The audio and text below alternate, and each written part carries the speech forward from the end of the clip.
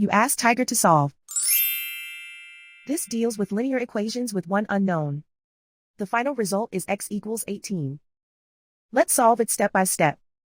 Group all x terms on the left side of the equation. Subtract 7x from both sides. Group like terms. Simplify the arithmetic. Group like terms.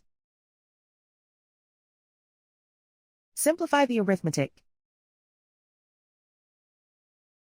Group all constants on the right side of the equation. Add 59 to both sides. Simplify the arithmetic.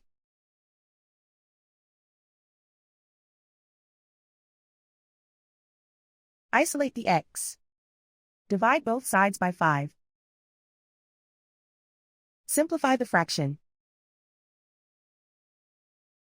Find the greatest common factor of the numerator and denominator. Factor out and cancel the greatest common factor. And so the final result is x equals 18.